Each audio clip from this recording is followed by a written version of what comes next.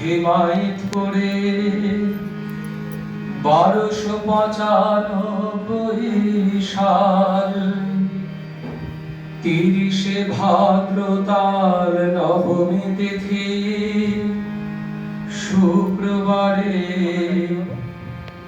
এলেন এক দিব্য শিশু। পাবনা জেলার হিমায়তপুরে 1295 সাল 30 ভাদ্র তার নবমী তিথি শুক্রবারে এলেন এক দিব্য শিশু। এলেন এক দিব্য শিশু। তার হাসির ছড়ায় আগুন ভেবে আসে যত গ্রামবাসী। তার হাসির ছড়ায় আগুন ভেবে আসে যত গ্রামবাসী। এসে দেখে তারা আগুন তোলায় এক দিব্য শিশুর মধুর হাসি।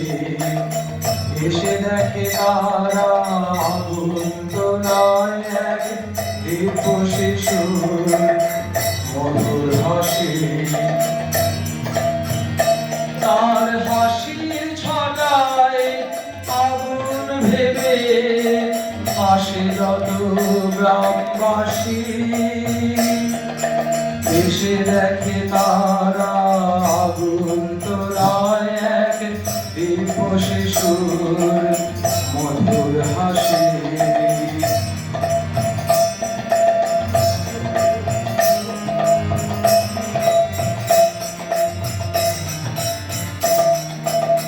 মায়ের দেওয়ানা অনুকূল যার চরণ বরণ সবই নির্ভুল।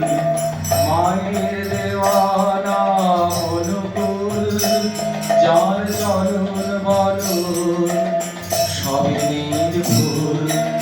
অকুলে পড়িলে চিনহীন জানে, অকুলে পড়িলে চিনহীন জানে।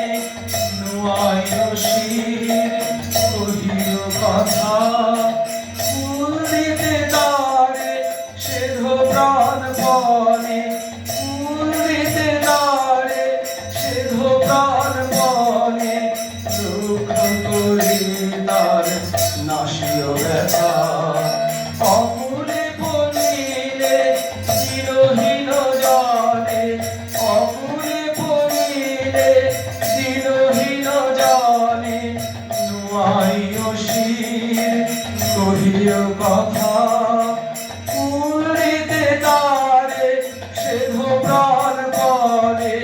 ফুল দিতে তারে সেধ প্রাণপণে। দুঃখ করে তার নাশিও ব্যথা।